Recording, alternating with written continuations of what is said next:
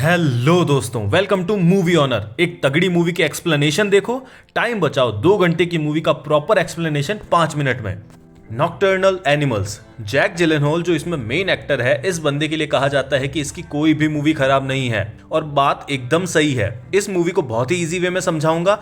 इस मूवी की खासियत है कि ये मूवी इतनी बढ़िया पकड़ बनाकर रखती है तुम पर, क्योंकि मूवी 2 स्टोरी लाइन में चल रही है। एक रियल लाइफ में सूजन और एडवर्ड के बीच, और एक चलती है नॉवेल में जिसका भी नाम है नॉकटर्नल एनिमल्स। पर इतनी अच्छी पकड़ होने के कारण नॉवेल की स्टोरी में तुम with in a second switch हो जाते हो कि उसी को मेन स्टोरी मानने लगते हो। मूवी को बहुत ही इजी वे में एक्सप्लेन करूंगा 2 पार्ट में।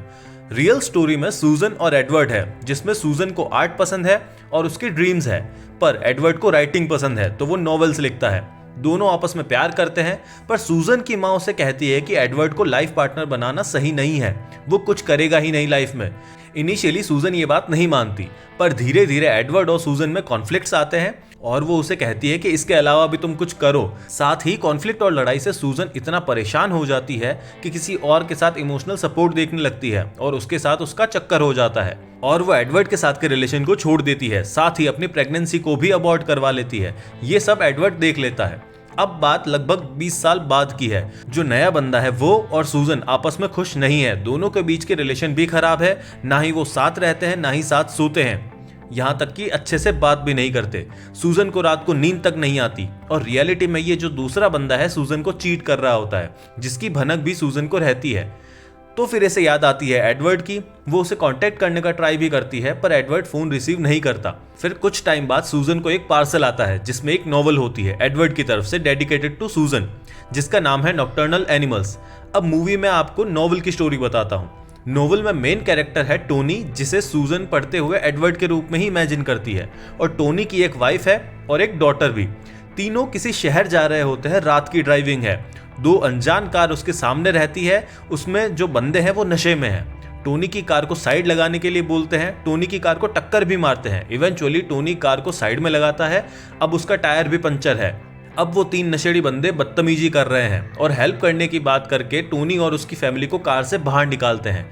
टोनी के साथ हाथापाई होती है, उसकी बेटी और वाइफ को छेड़ते हैं, और देखते ही देखते उन दोनों को 2 बंदे कार में ले जाते हैं। टोनी कुछ नहीं कर पाता। बचा हुआ तीसरा बंदा टोनी को उस कार के पीछे लेके जाने की बात करके उसे एक सुनसान जगह छोड़ देता है। अब टोनी लाचार होकर कैसे ही करके पुलिस स्टेशन पहुंचता है, अपनी वाइफ और बेटी को ढूंढने की रिक्वेस्ट करता है। फिर एक पुलिस वाला आता है जिसे कैंसर है और वो मरने वाला है 1 साल में। उसके साथ इन्वेस्टिगेशन से पता चलता है कि टोनी की वाइफ और बेटी दोनों के साथ उन नशेड़ी ने गलत काम किया और बुरे तरीके से मार डाला।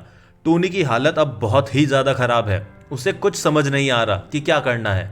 पुलिस एक बंदे को पकड़ लेती है, टोनी से कंफर्म करता है पुलिस वाला कि ये वही बंदा है। फिर दूसरा बंदा जो मेन था, जिसने वाइफ और बेटी को मारा था, उसे पकड़ते हैं, पर सबूत नहीं होने के कारण वो छूट जाता है। फिर पुलिस वाले को गुस्सा आता है कि मुझे अपनी नौकरी से नहीं मतलब, मैं तो वैसे भी मरने वाला हूँ।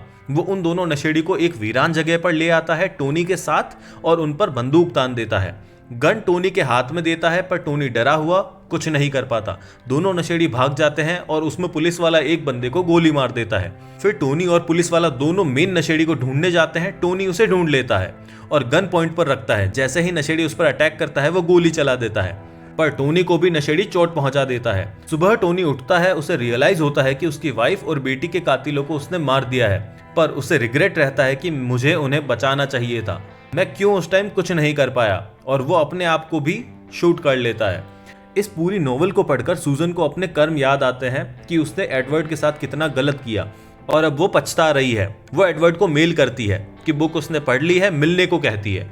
तो एडवर्ड का रिप्लाई आता है कि हाँ बिल्कुल मिलते हैं। वो खुश हो जाती है और तैयार होकर जाती है, क्योंकि वो असल में एडवर्ड से ही प्यार करती थी। उसे उसके सामने सज के या फिर फेक बनकर नहीं रहना पड़ता था। वो डिनर के लिए उसका वेट करती रहती है, पर कोई नहीं आता, और मूवी वहीं एंड हो जाती है। इस पूरी मूवी में नॉवेल के टोनी और रियल लाइफ की सूजन को पैरेलल कैरेक्टर्स बताया गया है, जिसमें टाइम रहते जब वो कुछ नहीं करते फिर उन्हें पछतावा होता है।